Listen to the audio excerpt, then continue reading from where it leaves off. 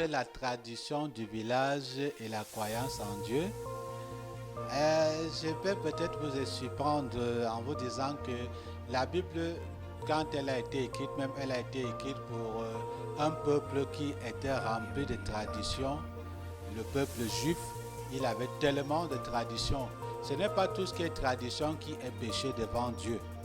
Et il y a des traditions qui sont bonnes, mais il y a des traditions également qui nous éloignent de Dieu. Donc il faut faire attention quand on parle de la tradition du village par rapport à la croyance, n'est-ce pas, en Dieu ou à la Bible. La Bible n'est pas totalement contre les croyances, je veux dire les traditions, mais il faut savoir ce qui m'éloigne de Dieu ou ce qui m'approche, n'est-ce pas, de Dieu. Parce que balayer comme ça de revers de main les traditions de nos villages, on croyait que nous sommes en train d'être colonisés. Non, on peut bien vivre la Bible dans sa tradition. On peut bien vivre la Bible dans sa culture au lieu de chercher à perdre notre identité et de croire que tout ce que nous faisons dans la tradition est mauvais ou alors péché devant Dieu.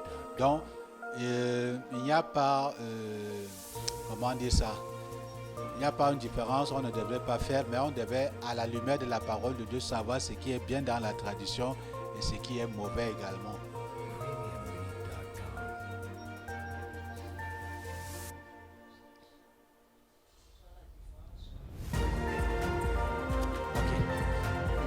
Je peux par exemple ici parler de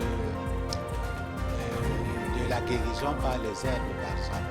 Dans nos villages, lorsque tu es malade, une grand-mère peut te dire, va chercher, je ne sais pas quoi, les feuilles du guayabier, va chercher ceci, tu malaxes, tu vois. Dans la Bible, dans le livre d'Ézéchiel, il dit que le prophète a demandé, il parle des feuilles également, où il a utilisé pour retrouver sa guérison.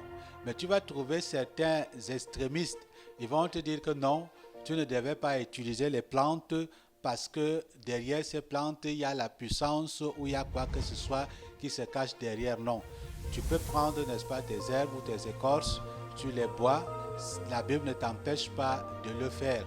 Donc, voilà un exemple de nos traditions aujourd'hui par rapport à la Bible que nous pouvons faire aujourd'hui. Il y a également des danses. D'autres sont initiatiques dans les pratiques de sorcellerie. Mais, par exemple, je suis Betty, et dans la culture Betty, on parle de Bikutsi. C'est un rythme de chez nous. Mais quelqu'un va te dire que non, tu ne dois pas danser ça parce qu'on danse ça dans nos traditions. Non. Donc, je dois exprimer ou extérioriser ma joie au travers de mes émotions, peut-être par la danse qui est une expression culturelle. Donc, tu ne dois pas me dire que comme c'est une danse traditionnelle, je ne veux pas danser en louant le Seigneur parce que c'est une danse traditionnelle, culturelle. Ben, je pense par exemple chez les Bassas comme ça, la Siko, tu vas dire que non, on ne doit pas danser la Siko à l'église parce qu'on tourne les reins, parce que c'est ceci. Non.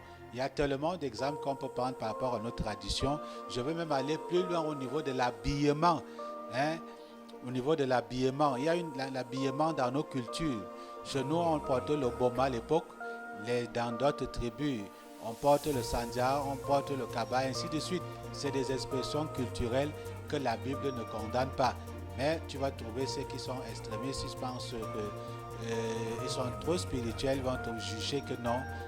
La Bible ne permet pas à quelqu'un de s'habiller de telle ou de telle manière.